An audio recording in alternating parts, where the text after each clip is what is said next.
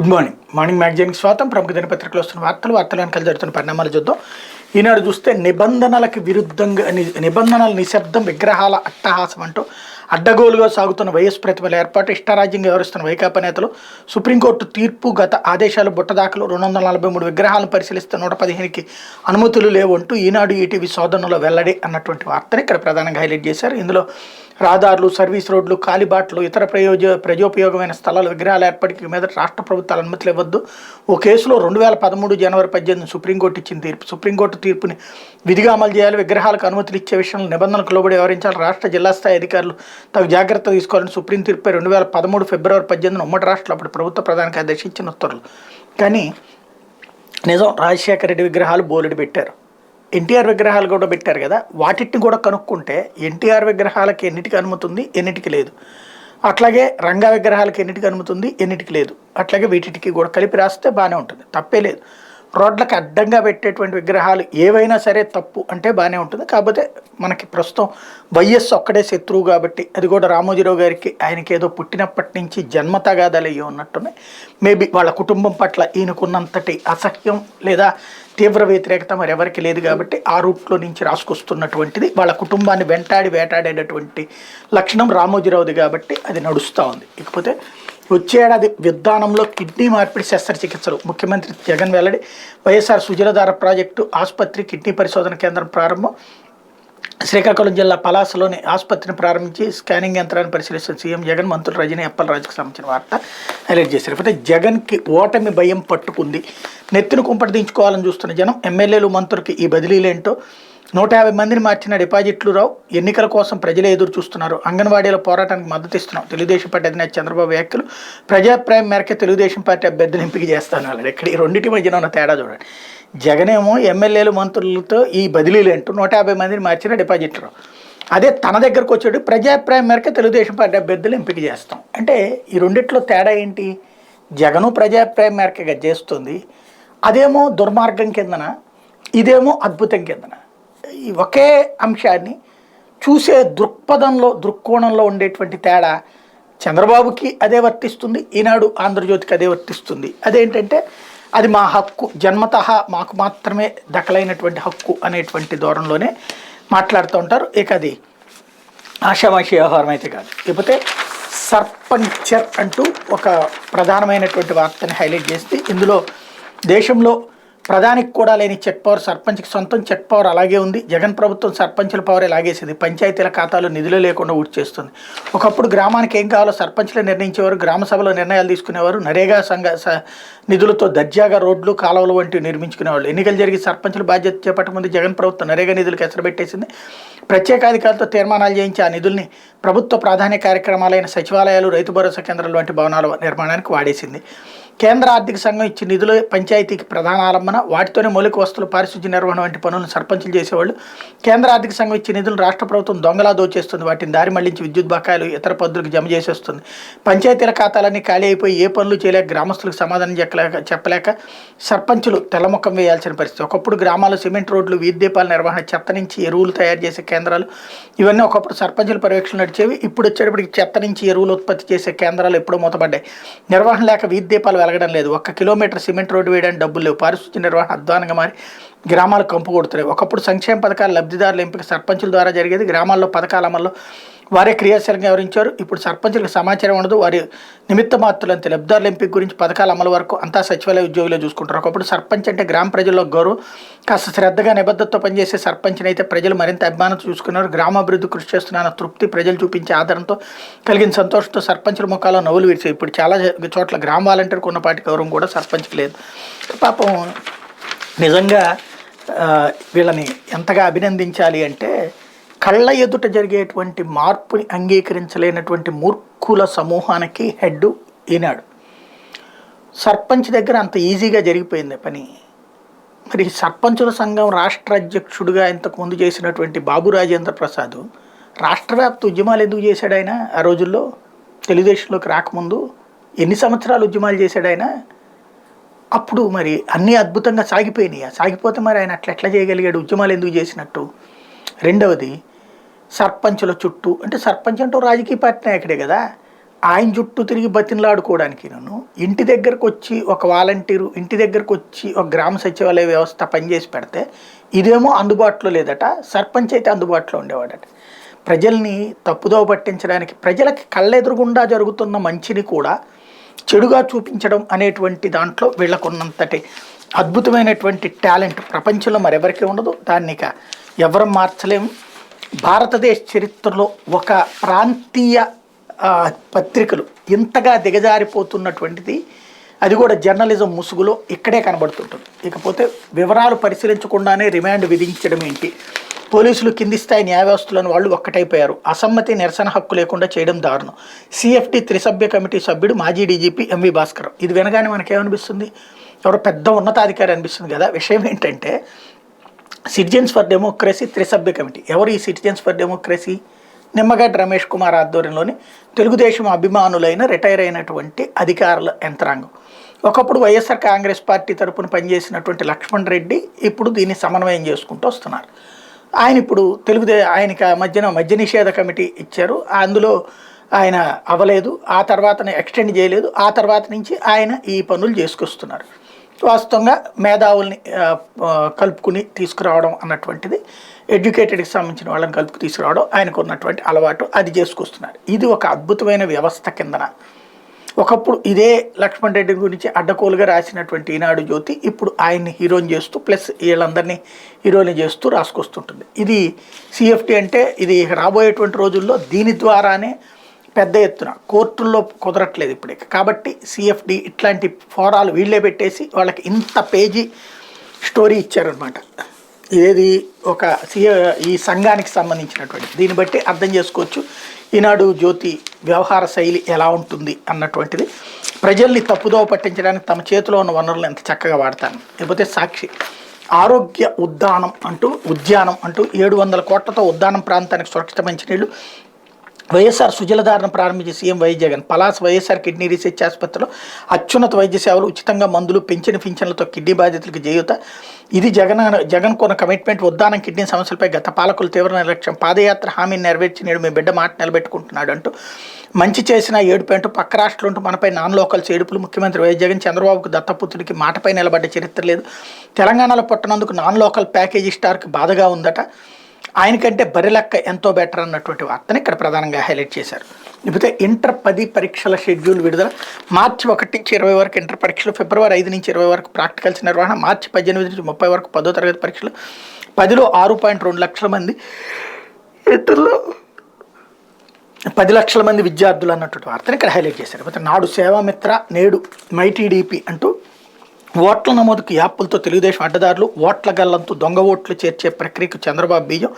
Voter కులం ఏమిటని అడగడం పీపుల్స్ రిప్రజెంటేటివ్ యాక్ట్కి విరుద్ధం. ఓటర్ పొలిటికల్ ప్రిఫరెన్స్ ఏంటని అడిగే హక్కు ఆయనకి ఎవరిచ్చారు?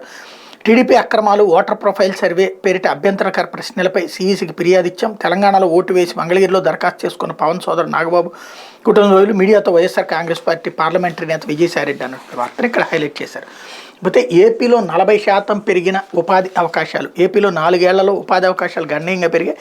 2019లో 4.05 లక్షల చిన్న మధ్య తరహా పరిశ్రమలు ఉంటే 2023 నాటికి 5.61 లక్షలకు చేరాయి. తద్వారా 40% ఉపాధి అవకాశాలు పెరిగాయి. దక్షిణ భారత్లో వ్యాపార విస్తరణకు ఏపీ అనుకూలంగా ఉందని Tally solutions south Indian head Bhuvan Ranjan చెప్పారు. గురువారం టాలీ ప్రైమ్ 4.0 సాఫ్ట్వేర్ను విశాఖలో ఆవిష్కరించారన్నటువంటి వార్తని టాలీకి సంబంధించినటువంటి ఇష్యూని హైలైట్ చేశారు. అయితే అవ్వాతాతల పింఛన్ 3,000కు పెంపు తుది ఆమోదం కోసం నేటి కేబినెట్ సమావేశం ముందుకు. పెరిగిన పింఛన్ జనవరి నుంచి ఇస్తామని గతంలోని సీఎం జగన్ ప్రకటన. ఇప్పుడు ప్రతి నెల 65.33 లక్షల మందికి 1,800 కోట్లు పంపిణీ. పెంపు తర్వాత పింఛన్ల వ్యయం 2,000 కోట్లకు పెరుగుదల.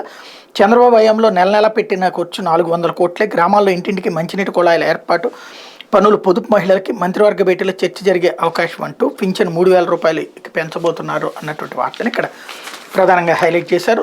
రేపు వచ్చే నెల 1వ తారీఖు నుంచి ఇచ్చేటువంటి పింఛన్ 3,000 రూపాయలు అందరికీ చేరబోతుంది అన్నటువంటి అంశాన్ని. లేకపోతే పేదల చదువుపై పెద్దల పిచ్చి ప్రేలాపనలు అంటూ రామోజీరావు నడిపిస్తున్న రమాదేవి స్కూల్లో ట్యాబులు లేకుండా విద్యాబోధన జరుగుతుందా? అక్కడ విద్యార్థులు వాడుతున్నప్పుడు పేదింటి పిల్లలు వాడితే తప్పేలా అవుతుంది. పేద పిల్లలు విద్యలో ఉన్నతంగా రాణించాలని, అంతర్జాతీయ స్థాయిని అందుకోవాలని సమున్నత లక్ష్యంతో ముఖ్యమంత్రి వైఎస్ జగన్మోహన్ రెడ్డి అందిస్తున్న ట్యాబులపైన ఈనాడు విషయం చిమ్మింది. ఈ ట్యాబులు చాలా సురక్షితమైనవని, విద్యార్థుల మెదలకు పదును పెట్టేలా పాఠ్యాంశాలు విద్యాపరమైన కంటెంట్ మాత్రం ఉంటుంది.